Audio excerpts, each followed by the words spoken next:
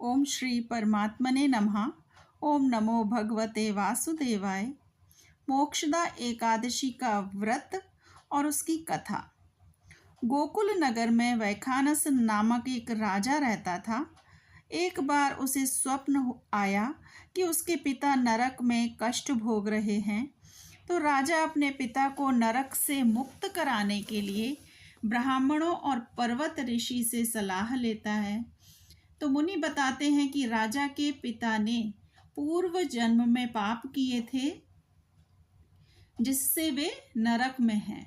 तो मुनि ने कहा कि राजा को मार्गशीर्ष मास के शुक्ल पक्ष की मोक्षदा एकादशी का व्रत रखना चाहिए।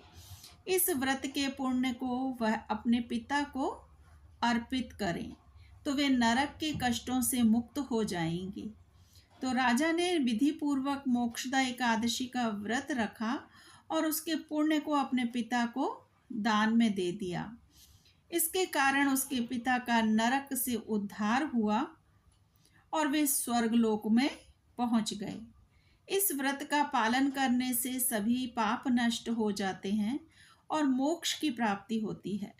इस व्रत को भगवान विष्णु और माता लक्ष्मी की पूजा के साथ ही करना चाहिए।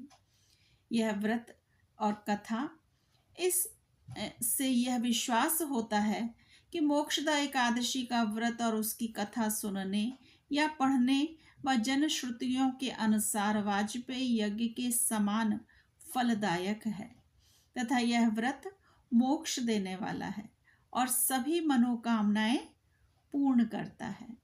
यह व्रत खास तौर पर पितरों को नरक से मुक्ति दिलाने के लिए अत्यंत फलदायक माना जाता है। इस प्रकार मोक्षदा एकादशी व्रत कथा पितृ कल्याण, पापों का हरण और मोक्ष की प्राप्ति के लिए अत्यंत महत्वपूर्ण है। व्रत करते समय भगवान विष्णु और माता लक्ष्मी की पूजा करना आवश्यक है। इस कथा को सुनना या पढ़ना भी पुण्यकारी होता है।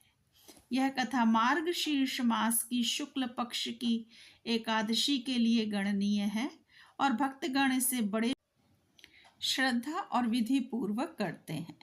हरे कृष्णा। श्री कृष्ण अर्पणम अस्तु।